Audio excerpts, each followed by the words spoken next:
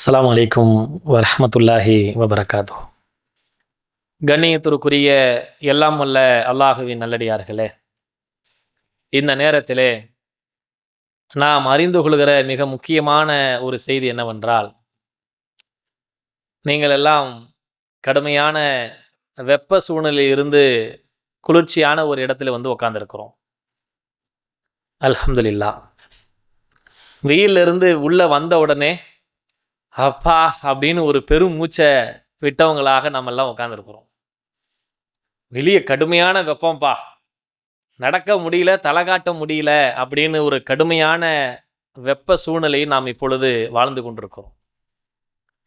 ஏப்ரல்லே இப்படி இருக்குன்னா இன்னும் கோடை, மே மாதம், ஜூன் மாதம்லாம் எப்படி இருக்கும் அப்படின்ற ஒரு பீதியும் பதட்டமும் நமக்கிடையே அடிக்கடி இந்த பேச்சு உரையாடல் நடந்துக்கிட்டே இருக்கும். அடுத்த மாதம்லாம் நம்ம எந்த ஊருக்கு போகலாம், குளிர்ச்சியான பகுதிக்கெல்லாம் டூர் போடுறதுக்கு இப்பயே நிறைய பிளான்லாம் போட்டு வச்சுருப்போம். கொடைக்கானல் போகலாமா, ஊட்டிக்கு போகலாமா, தென்காசிக்கு போகலாமா, வால்பாறைக்கு போகலாமா, அல்லது மூணாருக்கு போகலாமான்னு நிறைய பிளானிங் நமக்கிடையே அப்படியே பேச்சுவார்த்தை குடும்ப ரீதியாக நடந்துக்கிட்டே இருக்கும். இந்த சூழ்நிலையை நாம் நினைத்து பார்க்க வேண்டிய மிக முக்கியமான இன்னும் ஒரு செய்தி இருக்கிறது. ஏறக்குறைய 15 கோடி கிலோமீட்டருக்கு அப்பால் இருக்கக்கூடிய சூரியனுடைய வெப்ப ஜுவாலை நம்மளால் தாங்க முடியவில்லை. 1 கிலோமீட்டர் 2 கிலோமீட்டர் இல்லை, 15 கோடி கிலோமீட்டருக்கு அப்பால் இருக்கக்கூடிய சூரியனுடைய அந்த வெப்ப காத்தை நம்மால் தாங்க முடியவில்லை. அதுவே நமக்கு 38 40 மேலாம் தாண்டிச்சு, டிகிரி செல்சியஸ் தாண்டிச்சுன்னா கடுமையான வெப்பம் நம்மளால் தலை காட்டவே முடியாது. அந்த அளவுக்கு சூழ்நிலை ரொம்ப சிரமமாக இருக்கும். அப்படியான ஒரு சூழ்நிலையை நமக்கு அல்லாஹு ரப்புல் ஆலமீன் திருமறை குர்ஆனிலே சொல்லுகிற மிக முக்கியமான ஒரு செய்தியை நினைவு கூறுவதற்கு நாம் கடமைப்பட்டிருக்கிறோம். அதிலிருந்து பாதுகாப்பதற்கும் அதிகமாக அல்லாஹ்விடத்திலே பிரார்த்தனை செய்வதற்கும் நாம் கடமைப்பட்டிருக்கிறோம். ஏனென்று சொன்னால், நம்முடைய வாழ்க்கை என்பது ஒரு தற்காலிகமான வாழ்க்கை. நம்முடைய மரணத்திற்கு பிறகு அல்லாஹ்விடத்திலே எழுப்பி நிப்பாட்டப்படுகிற அந்த நாளில் நான் வெற்றியடைந்தவனாக அல்லாஹ்விடத்திலே சொர்க்கத்தில் நுழைய வேண்டும் என்று சொன்னால், அதற்கு இந்த உலகத்திலே நம்முடைய நல்ல அமல்களை நாம் சீர்படுத்திக் கொள்ள வேண்டும். அந்த மிக முக்கியமான எச்சரிக்கை என்ன என்று நீங்கள் கேட்டால், நரகத்தை பற்றியான எச்சரிக்கையை அல்லாஹு ரப்புல் ஆலமீன் திருமறை குர்ஆனிலே நமக்கு ஏராளமான இடங்களில் சொல்லித் தருகிறார். 1 2 இடமல்ல, திருமறை குர்ஆன் முழுக்க நீங்கள் படித்து பார்த்தால் ஏராளமான எச்சரிக்கைகள். நரகத்திலிருந்து உங்களை பாதுகாத்துக் கொள்ளுங்கள். யா அய்யுஹல்லதீன ஆமனு கூ அன்ஃபுஸக்கும் வ அஹ்லீக்கும் நாரா, உங்களையும் உங்கள் குடும்பத்தாரையும் நரக நெருப்பை விட்டு காப்பாற்றிக் கொள்ளுங்கள். வகூது ஹன்னாசு வல் ஹிஜாரத்து அலைஹா, அதனுடைய நெருப்பு எப்படிப்பட்டதாக இருக்கும் தெரியுமா? மனிதர்களையும் கற்களையும் கொண்டுதான் அதை மூட்டப்படும். மலாயிகத்துன் கிலாலுன் ஷிதாத், அங்கே இருக்கக்கூடிய மலக்குமார்கள் கடுமையும் கொடூரம் கொண்டவர்களாக இருப்பார்கள். சும்மா சாதாரணவங்களா இருக்க மாட்டாங்க.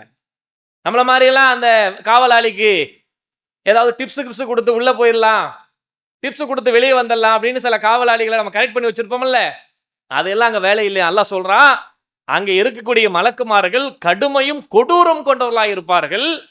அல்லாஹ் ஏவியதை தவிர வேற மாறு செய்ய மாட்டார்கள். இறைவன் நமக்கு எதை ஏவி இருக்கிறானோ அதை மட்டும்தான் அவங்க செய்வாங்க. அதுக்கு மாற்றமோ மாறோ செய்ய மாட்டாங்கன்ற அளவுக்கு அல்லாஹு ரப்புல் ஆலமீன் நரகத்தை பற்றி எச்சரிக்கையும் உங்களையும் உங்கள் குடும்பத்தாரையும் பாதுகாத்துக் கொள்ளுங்கள் என்று சொல்லுகிற அந்த செய்தியை ஏன் இப்பொழுது நாம் நினைவு கூற வேண்டும் என்றால், நரக நெருப்பு என்பது நபிகள் நாயகம் ஸல்லல்லாஹு அலைஹி வஸல்லம் அவர்கள் சொன்னார்கள், இந்த உலக நெருப்பை விட 69 மடங்கு உயர்ந்தது. இங்க இருக்கக்கூடிய நெருப்பு இருக்கு இல்லையா, இந்த வெப்பம் இருக்கு இல்லையா, இதை விட 69 மடங்கு அல்லாஹ்விடத்தில் இருக்கக்கூடிய நரக நெருப்பினுடைய கடுமையும் கொடூரமும் இருக்குமா. அதை சொல்லிவிட்டு இன்னொரு செய்தியில நபிகள் நாயகம் ஸல்லல்லாஹு அலைஹி வஸல்லம் சொல்றதை பாருங்க. இந்த நரக நெருப்பை பத்தி நம்ம பொதுவா நெருப்பை பற்றியான ஒரு கவலை நமக்கு இருக்கும்ல, என்னடா இவ்வளவு கடுமையான வெப்பம் இருக்கு, கடுமையான காய்ச்சி காந்ததுன்னு சொல்றோம்ல, அதுக்கு நபி ஸல்லல்லாஹு அலைஹி வஸல்லம் சொல்லுகிற ஒரு செய்தி புகாரில 537வது செய்தியா பதிவு செய்யப்பட்டிருக்குது. வஸ்தகதி நாரு இலா ரப்பிஹா ஃபகாலத் யா ரப்பி அகல பகலின் பகலா, இந்த நரக நெருப்பு அல்லாஹ்விடத்துல போய் கோரிக்கை வைக்கதான், இறைவா என்னுடைய ஒரு பகுதி இன்னொரு பகுதியை சாப்பிட்டுருது. அந்த அளவுக்கு கடுமையா இருக்குது அப்படின்னு அல்லாஹ்விடத்துல கோரிக்கை வைக்கும்போது அல்லாஹ் அந்த நரக நெருப்புக்கு ஒரு உத்தரவு கொடுக்கறான். என்ன உத்தரவுனா, நீ 2 முறை மூச்சு விட்டுக்கோ. ஒரு முறை கோடையில விடுகிற மூச்சு இருக்குல்ல, அதனுடைய வெப்ப காற்று நீ மூச்சு விடுறதுக்கு வாய்ப்பு உண்டு. இன்னொன்னு, பனி காலத்துல விடுகிற மூச்சு இருக்குல்ல, கடுமையான பனி அடிக்குல்ல, அந்த நேரத்துல நீ மூச்சு விட்டுக்கோ அப்படின்னு அல்லாஹ் ரப்புல் ஆலமீன் நரகத்திற்கு ஒரு வாய்ப்பை கொடுத்திருக்கிறான். ஒரு பகுதி இன்னொரு பகுதியை சாப்பிட்ற அளவு கடுமையா இருக்கு, வெப்பம் தாங்கலைன்னு சொன்ன உடனே அல்லாஹ் நரகத்துக்கு 2 முறை மூச்சு விடுறதுக்கு வாய்ப்பு கொடுத்தான். அந்த மூச்சு விடுகிற ஒரே ஒரு நேரம் தான் இந்த கோடையில் எடுக்கிற கடுமையான வெப்பம். நரகத்துடைய மூச்சு காற்று நம்மளால தாங்க இயலுதா? மூச்சு காத்தையே நம்மளால தாங்க முடியல. நரகம் எப்படி இருக்கும்? எவ்வளவு கொடூரமானதா இருக்கும், எவ்வளவு கடுமையானதா இருக்கு. அதான் அல்லாஹ் சொல்றான், அந்த நரக நெருப்பு எப்படி நான் மூட்டுவேன்னு சொன்னா, மனிதர்களையும் கற்களையும் கொண்டுதான் அதை மூட்டக்கூடிய கொடூரமானதாக இருக்கும். அல்லாஹ் ரப்புல் ஆலமீன் காப்பாற்றணும். இந்த உலகத்துல வாழ்கிற வாழ்க்கை என்பது ரொம்ப சாதாரண சொற்பமான காலங்கள், 50 வயசோ 40 வயசோ 60 வயசோ 70 வயசோ வாழுகிற ஒரு வாழ்க்கை. தற்காலிகமா வாழ்ந்துட்டு போயிடலாம். ஆனால் அதற்கு பிறகு அல்லாஹ்விடத்தில் எழுப்பி நிப்பாட்டி விசாரணைப்படுகிற நாள் இருக்குல்ல, அந்த நாள்ல நமக்கு வெற்றியா தோல்வியான்னு தெரிந்த பிறகு நரகத்திலே பாவிகள் வீசப்படுகிற நேரத்திலே அந்த நரகத்தில் இருக்கக்கூடிய பாவிகள் வேதனையை அனுபவிப்பார்களே, அந்த வேதனை கடுமையானதாக கொடூரமானதாக இருக்கும். ஏன்? அதை பற்றி நபிகள் நாயகம் ஸல்லல்லாஹு அலைஹி வஸல்லம் சொல்ற நேரத்துல ரொம்ப லேசான ஒரு தண்டனை தெரியுங்களா? 2 பாதங்களுக்கு அடியிலே 2 நெருப்பு கங்குகளை வைக்கப்படும். பாதத்துக்குள்ள நெருப்பு கங்கு அல்லாஹ் வைப்பானா, அதுதான் இருக்கிறதுலே ரொம்ப லோயஸ்ட், குறைவானதா இருக்குமா. அது அந்த வெப்பத்தினுடைய தாக்கம் அதிகமாகி மூளை கொதிச்சு வெளியே வரும், ரொம்ப லோயஸ்ட். அப்ப நரகத்துடைய மத்த விஷயங்கள் எப்படி இருக்கும்? நரகத்துடைய அடியில தான் முனாஃபிகீன்கள் இருப்பார்கள், இரட்டை வேடம் போடக்கூடிய நயவஞ்சகர்கள் இருப்பார்கள். அது எவ்வளவு கொடுமையானதா இருக்கும். சும்மா காலில் வைக்கிற கங்கு மூளை கொதிச்சு வெளியே வரும் என்றால் அதற்குள்ளே எவ்வளவு வேதனைகளை அனுபவிக்க வேண்டிய ஒரு சூழ்நிலை இருக்கும் என்று நாம் சிந்திச்சு பார்க்கணுமா இல்லையா? அதனாலதான் அல்லாஹ் சொல்றான், நரகத்திலே வீசுகிற அந்த பாவிகளை, நரகவாசிகளை எல்லாம் அல்லாஹ் தள்ளி விடுகிற நேரங்கள், அவர்கள் அந்த குற்றம் புரிந்த காரணத்தினால், அல்லாஹ்வுடைய வசனங்களை கேலி செய்த காரணத்தினால், இறைவனை மறுத்த நாள், இறைவனுக்கு இணை கற்பித்த நாள், இறைவனுடைய போதனைகள்லாம் தூக்கி எறிந்த காரணத்தினால் அந்த பாவிகளுக்கு அந்த மறுமை நாளிலே அவர்களுக்கு தூக்கி வீசப்படும் நரகத்திலே. அந்த நாள்ல எப்படிப்பட்ட விஷயத்தை அல்லாஹ் சொல்றான்னா, அந்த வேதனையை அனுபவிக்கக்கூடிய நேரத்துல அவர்களுக்கு வகுல்லமா நலிஜ ஜுலூதகும் பத்தல்நாகு ஜுலூதா, அவங்களுடைய வேதனையை அந்த தோல் அனுபவிக்கும் போதெல்லாம், கருகும் போதெல்லாம் புதுசு புதுசா தோலை உண்டாக்கிட்டே இருப்போம். தோல் தான் நமக்கு முக்கியமான சப்ஜெக்ட்.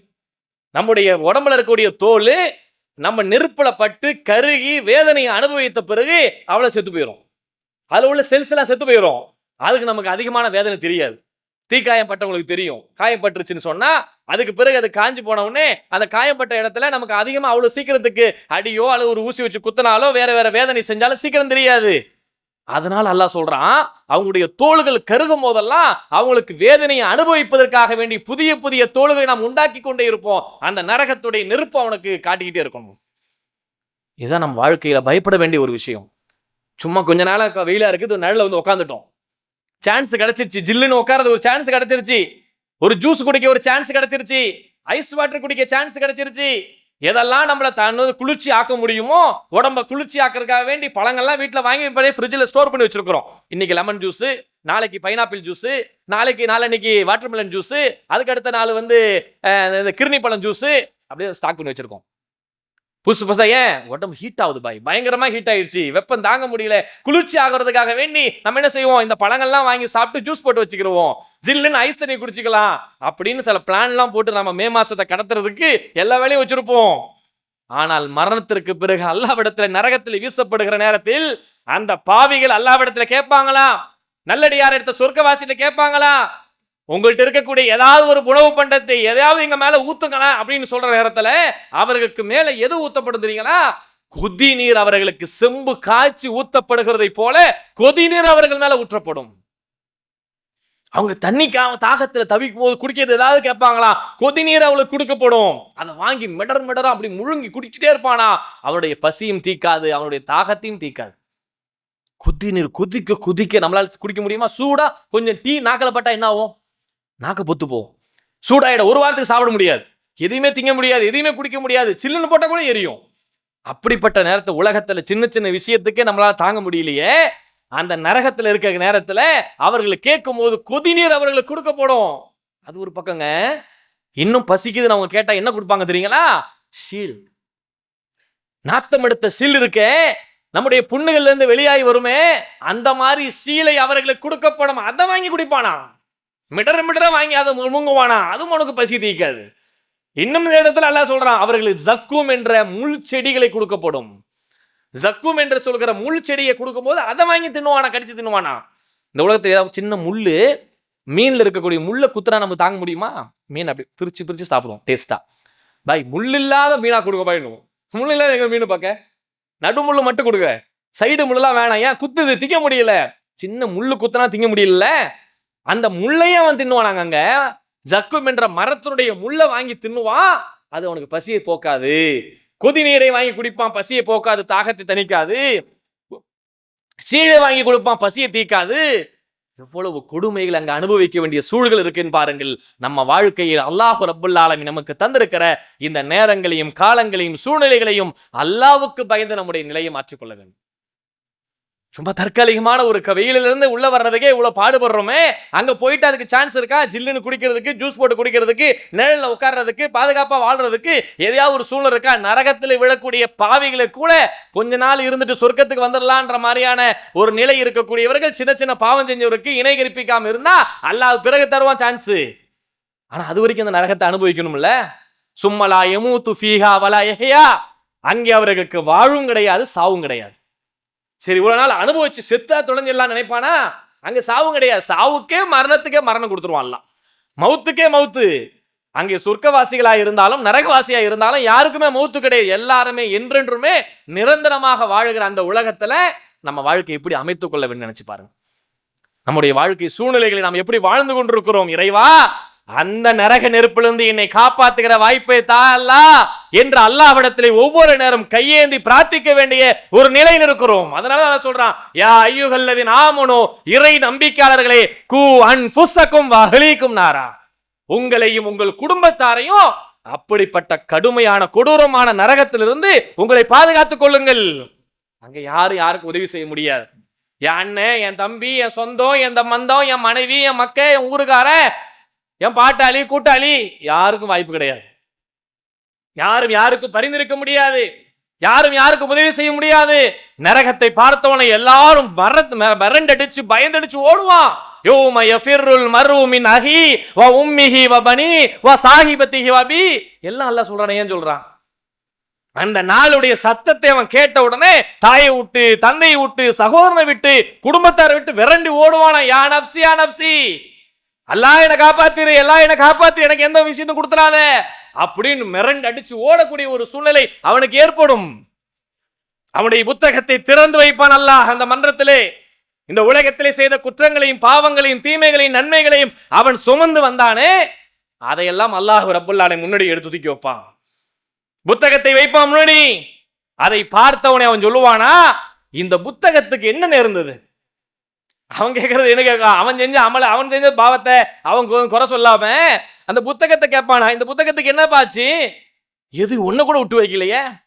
நான் உலகத்துல வாழும்போது செஞ்ச எல்லா குற்றங்களையும், சின்ன குற்றம் பெரிய குற்றம் பாவம் அனைத்தையுமே இது பதிவு செய்து வைத்திருக்கிறது. என்ன செய்ய?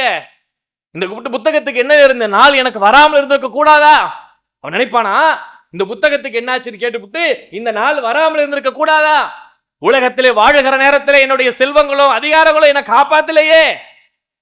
அந்த மறுமையில அவன் சொல்லுவானா, எனக்கு காசு பணம் நிறைய சேர்த்து வச்சிருந்தேன், அதிகாரம் பதவியில நிறைய சேர்த்து வச்சிருந்தேன், அதெல்லாம் ஏதாவது இந்த இடத்துல காப்பாற்றணும் பார்த்தா என்னுடைய அதிகாரம் பயனளிக்கல, என்னுடைய செல்வம் பயனளிக்கலையே, இந்த புத்தகத்துக்கு என்ன நேர்ந்தது, இந்த நாள் வராமல் இருக்க கூடாதா என்று அவன் அங்கே பதறுகிற ஒரு நிலைமை ஏற்படும் என்றால் இதைத்தான் நாம் சிந்தித்து பார்க்க வேண்டும்.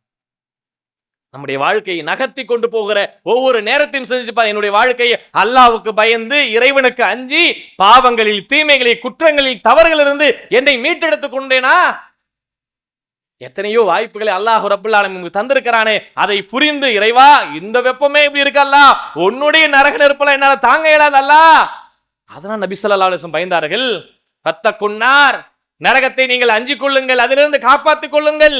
வலௌ பி ஷிக்கி தம்ரா, பேரிச்சம்பழத்தினுடைய ஒரே ஒரு துண்டையாவது தர்மம் செய்து நரகத்திலிருந்து உங்களை காப்பாத்திக்கப்பா. ரசூல் ஸல்லல்லாஹு அலைஹி வஸல்லம் ஏன் இந்த வார்த்தையை சொல்லணும்? நம்ம அமல்கள் நிறைய, தொழுகை இருக்கலாம், நோன்பு இருக்கலாம், ஜக்காத் இருக்கலாம், இன்னும் ஏராளமான விஷயங்கள் இருக்கிறது. ரசூலுல்லாஹ் சொல்றாங்க, நரகத்திலிருந்து உங்களை பாதுகாத்துக்குங்க, காப்பாத்திக்கிடுங்க. பேரிச்சம்பழத்துடைய துண்டு இருக்கல, அந்த காலத்து அவ்வளவு கஷ்டமான ஒரு சூழ்நிலை, பேரிச்சம்பழம் வச்சிருந்தாலே சாப்பாடுக்கு பெரிய விஷயம். அப்படியான ஒரு நிலையில வாழ்ந்த மக்களே அதை ஒரு கீத்தையாவது ஒரு துண்டையாவது கிழிச்சு 4 பேருக்கு தர்மம் செய்து நரகத்திலிருந்து உன்னை காப்பாத்திக்குப்பா.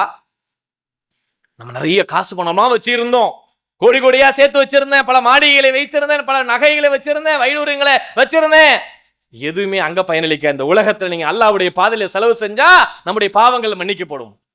கோடி கோடியா சேர்த்து வச்சதெல்லாம் மௌத்துக்கு பிறகு கபருக்குள்ளிக்கு வரப்போதா? கிடையாது. யாருக்கும் உதவி செய்ய போறாங்களா மறுமையில? கிடையாது. இந்த உலகத்திலே வாழுகிற நேரத்தில் நாம் இறைவனுடைய பாதையில கொடுத்து நம்மை பாதுகாத்து கொண்டோம் என்றால் அல்லாஹ் விட்டு தப்பிச்சுக்கலாம். சொல்ல ஒரு சின்ன செய்தி தான். ஒரு பேரிச்சம்பழத்துடைய துண்டையை செய்ய சொன்னாங்க, தர்மம் செய், நரகத்தை உன்னை காப்பாத்தும்பா. இது உனக்கு தெரியாது. தர்மம் உங்களுடைய பாவங்களை மன்னிக்கும். ரசூல் ஸல்லல்லாஹு அலைஹி சொன்னார்கள், தர்மங்கள் உங்களுடைய பாவங்களை அழிக்கும். அல்லாஹ் நம்முடைய பாவங்களை அழிக்கிறதுக்கு பல வழிகளை தந்திருக்கா. உங்களுக்கு பல அமல்களை செய்கிற வாய்ப்பு இருக்கலாம். பல பேருக்கு அல்லாஹ் ஏராளமான செல்வங்களை வாரி வழங்கியிருப்பா. அதை கொடுக்காம நான் உழைச்சது, நான் கஷ்டப்பட்டது, நான் சேர்த்து வச்சது வச்சிருந்தா பயனளிக்காது மறுமையில. அதான் அவன் சொல்றான். அங்க வந்து கேட்பானா, நான் காசு பணம் வச்சிருந்தேன், அதிகாரம் வச்சிருந்தேன், ஒண்ணுமே இன்னைக்கு எனக்கு பயனளிக்கலையே. நம்ம எல்லாரும் யோசிக்கணும், நம்மள்ட்ட அல்லாஹ் ரப்புல் ஆலமீன் நிறைய செல்வங்களை கொடுத்திருந்தால் இறைவனுடைய பாதையில கஷ்டப்படுறவர்களுக்கு கொடுங்கள். நரகவாசிகள் நரகத்திலே கடக்கும்போது சொல்லுவாங்களா, நீங்கெல்லாம் ஏன் இந்த நரகத்திலே கொதிக்கிற இந்த நெருப்பிலே, கருக்குகிற இந்த நெருப்பில வந்து விழுந்தீர்கள் என்று கேட்கிற நேரத்தில் சொல்லுவானா, இறைவா நான் உலகத்திலே வாழுகிற நேரத்தில் தொழக்கூடியவனா இல்லை, பசித்தவனுக்கு உணவளிப்பவனாகவும் நான் இல்லை. அல்லாஹ்வை நினைக்கிறோனா இல்ல, பசியோடு கஷ்டத்தோடு இந்த உலகத்துல சோறுதனை இல்லாம கஷ்டப்பட்டானே அவனுக்கு ஒருவேளை சாப்பாடு கொடுக்கக்கூடியவன் நான் இல்லை, பசித்தவனுக்கு உணவளிக்க தூண்டவும் இல்லை என்று இன்னொரு இடத்துல அல்லாஹ் சொல்றான். ஏழைகளுக்கு சாப்பாடு கொடுக்கல, பசித்தவனுக்கு உணவளிக்க தூண்டவும் சொல்ல. அவன் கஷ்டப்படுறானப்பா, பசியா இல்லாம சாப்பிடாம இருக்கானப்பா, அவனுக்கு ஏதாவது நீ பசியார கூடாதா என்று சொல்லாத கூட நான் வாழ்ந்துட்டேன். இறைவனுக்கும் நன்றி செலுத்தல, மனிதனுக்கும் நன்றி செலுத்தாத ஒரு பாவியாக நான் வாழ்ந்திருக்கிறேன் என்று மறுமையினுடைய நரகத்தில் இருக்கக்கூடிய நரகவாசிகள் சொல்லுகிற விஷயத்தை திருமறை குர்ஆனில் அல்லாஹ் ரப்புல் ஆலமீன் சொல்லி காட்டுகிறான் என்றால் இந்த நேரத்தை நாம் சிந்திக்க வேண்டியது, அப்படிப்பட்ட நரகத்திலிருந்து அல்லாஹ் ரப்புல்லா நம்மை காப்பாற்ற வேண்டும், என்னையும் என் குடும்பத்தாரை காப்பாற்ற வேண்டும். மார்க்கத்தை சொல்லி, இறைவனை பற்றி சொல்லி, இறையச்சத்தை பற்றி சொல்லி, திருமறை குர்ஆனுடைய போதனைகளை பற்றி சொல்லி, அல்லாஹ் ரப்புல் ஆலமீன் தான் நிரந்தரமானவன், அவன் தான் இந்த உலகத்தை கட்டி ஆளக்கூடியவன், அவனுக்கு அடிபணியக்கூடிய ஒரு மூமினாக நான் வாழ வேண்டும். பாவங்களில் இருந்து, தீமைகளில் இருந்து, குறைகளில் இருந்து, குற்றங்களில் இருந்து விலகிய மக்களாக என்னை வாழ வைப்பதற்கு, என் குடும்பத்தாரை மாற்றுவதற்கு நான் முயற்சிக்க வேண்டும். அதற்காக நம்முடைய வாழ்க்கை நேரங்களை செலவு செய்வோம். எத்தனையோ விஷயத்துக்காக குடும்பத்தை கூட்டிட்டு எங்கெங்கயோ போறோம், ஊர் சுத்தத்துக்கு போறோம், டூருக்கு போறோம், வேற வேற விஷயத்துக்கு ஸ்பெண்ட் பண்றதுக்கு போறோம், படிப்புக்காக நேரத்தை ஒதுக்குறோம். அல்லாஹ்வுடைய மார்க்கத்தை கற்றுக்கொள்வதற்கும் அவர்களுக்கு அதை பற்றி சொல்வதற்கும் நம் வாழ்க்கை நேரத்தை ஒதுக்குகிறோமா? அதான் அல்லாஹ் சொல்றான், உன்னையும் உன் குடும்பத்தாரையும் காப்பாத்துன்னு சொல்றானே, சாதாரண வார்த்தை இல்ல. இந்த கோடை காலத்துல கூட மார்க்கத்தை கற்றுக்கொள்வதற்கு பல வகுப்புகளை ஏற்படுத்துகிறார்கள். அதுல கொண்டு வந்து சேருங்க. என் புள்ள மார்க்க அடிப்படையில் இருந்தால், இறைவனுக்கு பயந்தவனாக வாழ்ந்தால், அல்லாஹ்வுக்கு கட்டுப்பட்டு வாழ்ந்தால் மறுமையில நரகத்திலிருந்து அவனை காப்பாற்றிக் கொள்கிற வாய்ப்பு ஏற்படும் என்பதை இந்த நேரத்தில் உணர்ந்த மக்களாக அல்லாஹ் ரப்புல் ஆலமீன் அந்த கொடிய நரகத்திலிருந்து நம்மை காப்பாற்ற வேண்டும். கோடை வெயில் என்பது அவ்வளவு பெரிய கொடிய விஷயம் இல்லை, அதிலிருந்தே நம்மை காப்பாற்றிக் கொள்ள வேண்டும் ஆசைப்படுகிற நாம் அதை விட என்றென்றும் நிரந்தரமாக ஹாலிதீன ஃபீஹா, அதில் அவர்கள் நிரந்தரமாக இருப்பார் என்று பாவிகளை பற்றி அல்லாஹ் சொல்லி காட்டுகிறான். அப்படிப்பட்ட அந்த நரகத்திலிருந்து என்னையும் உங்களையும் அல்லாஹ் ரப்புல் ஆலமீன் காப்பாற்றி உண்மையான முஸ்லிம்களாக வாழ்ந்து மரணித்து உயர்தரமான ஜன்னத்தில் ஃபிர்தௌஸ் என்ற அந்த சொர்க்கத்திலே நம் அனைவரையும் அல்லாஹ் ஒன்று திரட்ட வேண்டும் என்ற நல்லதொரு துவாவோடு எனது உரையை நிறைவு செய்கிறேன். வாஹிர் தாவானா அல்ஹம்துலில்லாஹி ரப்பில் ஆலமீன்.